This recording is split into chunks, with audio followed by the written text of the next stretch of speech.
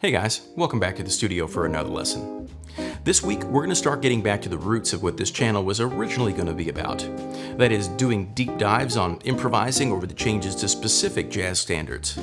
This time, we'll revisit Autumn Leaves and see about some things we can uncover. We'll kick things off by going over a Barry Harris-style scale outline over the changes.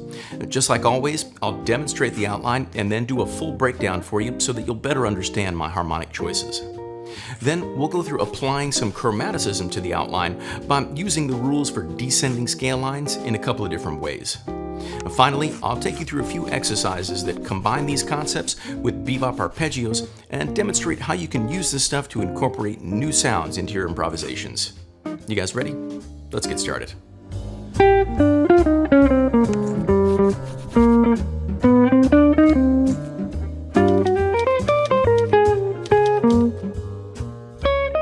If you've been learning about bebop here at the studio, you've probably heard me talk about scale outlines before. I think they're a super powerful tool for uncovering what the core harmony sounds like when we're playing over the changes to jazz standards. Just in case you're new though, I'll give you a brief explanation. In short, a scale outline is a way of boiling down the harmonic content of a set of changes into broader moves so that we're effectively simplifying the chord changes and making our jobs as improvisers easier. When we're figuring out what the core harmony of a tune is, we're usually going to look at the functions of the changes and see where we can group things together. And for example, if I've got a 2-5-1 in the key of B flat, I'm going to ignore the 2 chord and only play the scale for the dominant. And then if the progression goes from the tonic to the 6, I'll just play the scale for the tonic, since those chords also share the same function. There's a bit more to it than that, but I'll explain more when we break down today's outline. For now, have a listen to this example over the changes to Autumn Leaves, and then we'll break things down together.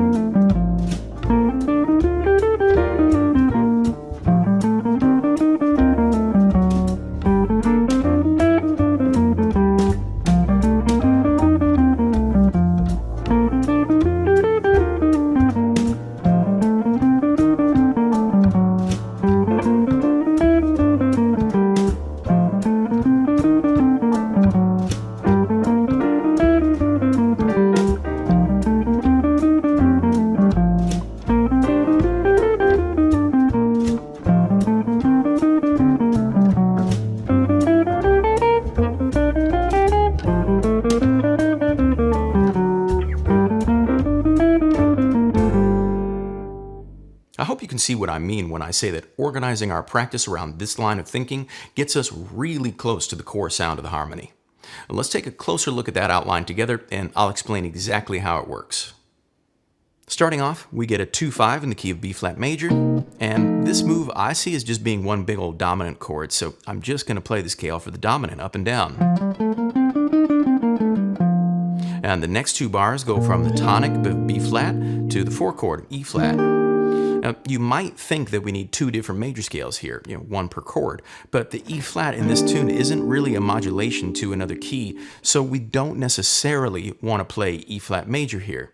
Instead, I'm just going to play B flat major up and down over both of these chords, and it'll sound just fine. Now, here's a bit of a strange one if you haven't yet learned about the family of dominants. Over A half diminished going to D7 flat 9, we're going to play F7 up and down to the 3rd of D7. Now this works for 2 reasons. First, because the A half diminished is contained inside of the F7.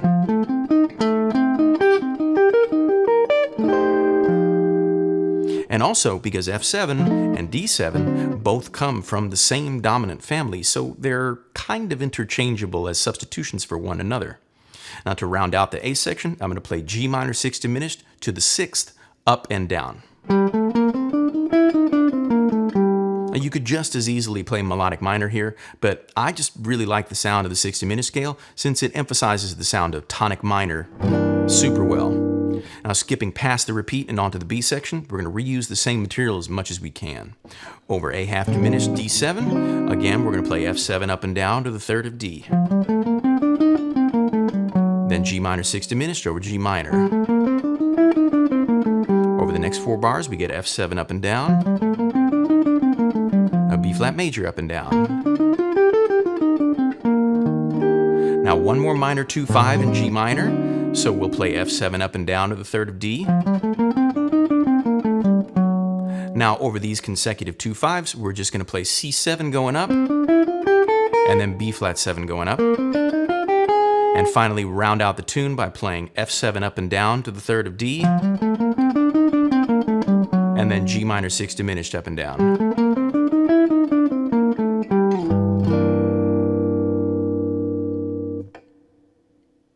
If you're new to constructing and playing scale outlines over changes, this tune is a great one to start with because there's so much material that we can reuse. When you look at it from a bird's eye view, the harmony here is really all about going from 5 to 1 in major and then from 5 to 1 in the relative minor. Don't be fooled by that simplicity though. There's still a ton that we can play with these changes. Let's start figuring out some things we can practice by applying some descending chromatic lines to this outline.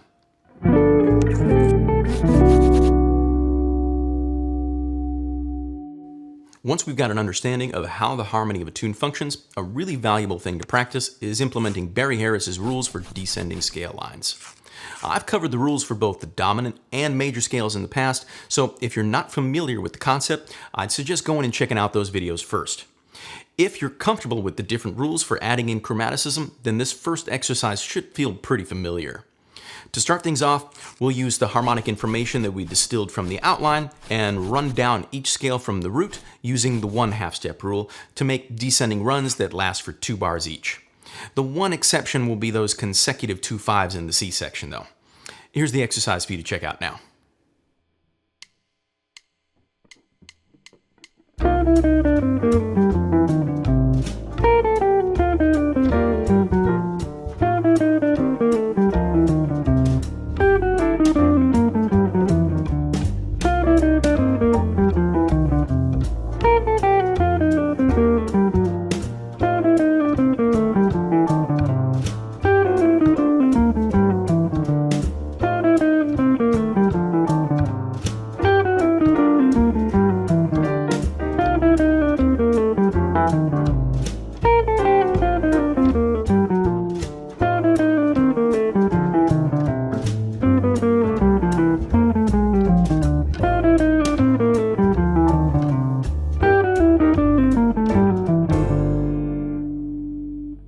I think this goes without saying, but this is just an exercise in getting yourself familiar with the changes and, more importantly, learning how to land right. In the PDF for today's lesson, I've written out this exercise starting from all the chord tones and non-chord tones using all the possible rules. Before we move on to applying some arpeggios to this exercise, let's do one more starting from the third of each of the scales from the outline. This time though, we're going to use the 3/2 step rule for each scale and then run down to land. Here's what that sounds like.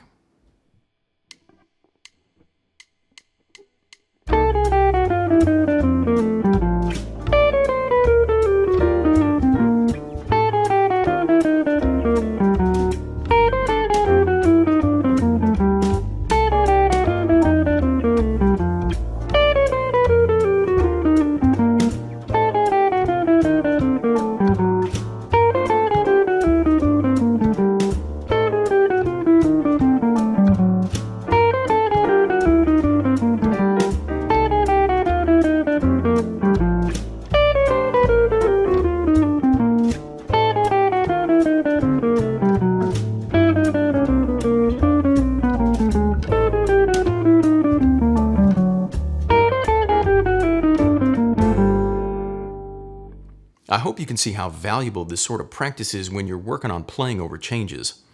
These exercises can even be expanded upon further by changing whether you start on or off the beat, or if you start on a beat other than one. Making simple changes like that can really alter the way that a line feels, but that might be a topic for another day. For now though, let's move on and check out some exercises from the PDF resource for today's video that focus on using bebop arpeggios or stock phrases in combination with those rules. Before we get to that though, I need to give a quick shout out to TRUEFIRE.com for supporting the channel. TRUEFIRE is an online lesson library that's host to literally thousands of courses on a wide range of musical topics from some really amazing artists and educators, including yours truly. If you're interested in improving your comping, make sure to check out my course, Exploring Melodic Jazz Comping, available on TRUEFIRE now. In this course, I'll demonstrate and break down 17 essential comping approaches using TRUEFIRE's interactive learning tools. We'll work on crafting more sophisticated comping parts using drop-two voicing, chord substitutions, approach chords, diminished concepts, and voice leading. We'll also dive into triadic approaches, partial chords, using scales as chords, and the art of borrowing notes and dominants. You'll learn how these melodic comping approaches can be artistically applied using backing tracks based on the changes to popular jazz standards like Autumn Leaves, There'll Never Be Another You, and All the Things You Are. The link to the course is in the description of this video. Now let's get back to the lesson and see how we can incorporate a bit more bebop language into these kinds of exercises.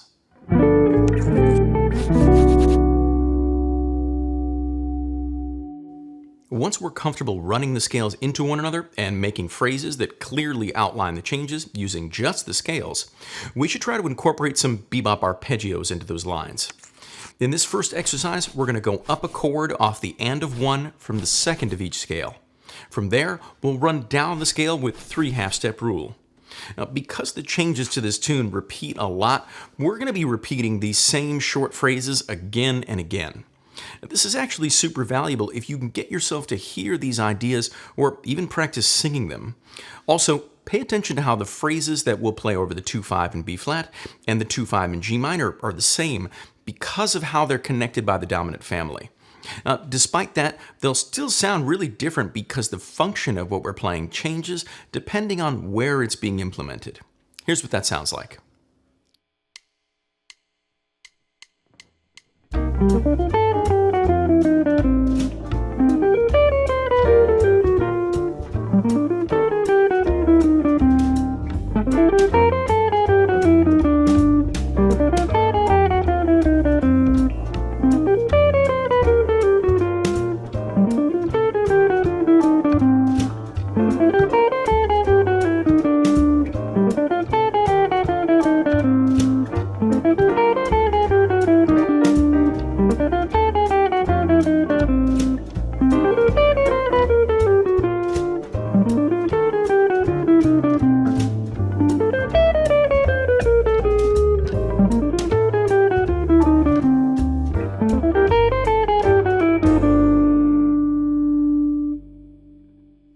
There's a bunch more exercises like this in the PDF for today's lesson that incorporate different elements of bebop along with the chromatic rules.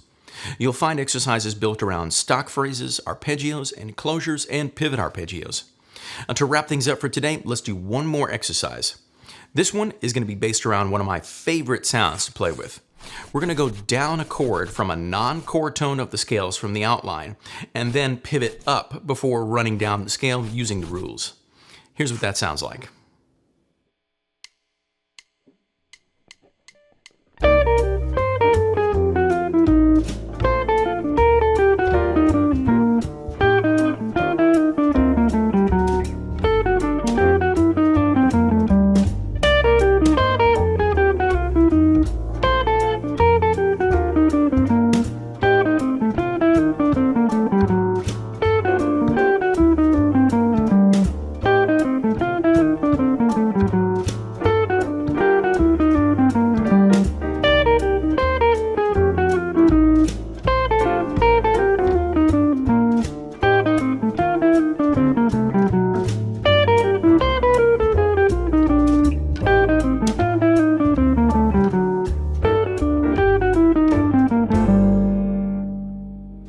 Thanks so much for sticking around all the way to the end of today's video. Now let me know down in the comments what you guys thought of the lesson. I really hope the material I've shown you today has given you some ideas for practicing over changes in a more methodical way. If you guys enjoy this kind of tune-specific content, make sure to let me know if there is a standard that you want to see me cover like this. As always, if you did find today's lesson helpful, make sure you give the video a like, subscribe to the channel if you haven't already, and hit that bell for notifications too. If you want to access the PDF for today's lesson, you can grab that, along with the whole back catalog for all the videos on the channel, for as little as $10 a month over at my Patreon page, or by just hitting the join button right here on YouTube. A special thanks goes out to Ron Maestas, Alf Collins, Juan Domingue, Ruthenio Fiuza, Carlos Fernandez, and Jason C. for being studio fans. I really appreciate the support. An extra special thanks is due to these studio members for their support as well. Theodoros Tsoumanis, Anthony DeChico, Christoph Schmid, Patrick Coron, Darren Lund, Johnny Stocks, Bertrand Chesnay, Paul Marin, Andy, James O'Connor, S. Bruce 1234, Thomas Kletchofore, Martin Vigers, Mark Eslick, Carol, Robert Allaire, Daniel Alvarenga, Robert Cody, Almarini, Lambert, Vaughn Davis, Louis Maiden, T. Colston, Andrew McBride, Aldo Fonseca, Jason Paul Dubois, Ron Askew, Raymond Agloro, James Seabury, Bruce Wood, Bill Benfield, Sean Lepore, Salkai Zoltan, Apollos Jolivert, Justin Fisher, David Wortman, Zay Soares, Artie Sanchez, Louis Rosen, Stephen Prager, Skemster, Everton Armstrong, Stephen Schwartz, Max Irwin, David Zuckerbraun, and PH. An extra special shout out to Jazz Luminaire patrons Bill Jacob and Stephen White. Thank you guys all so much for your continued support. I'm David Shore, and thanks again for hanging with me at the studio today. I'll see you guys next time.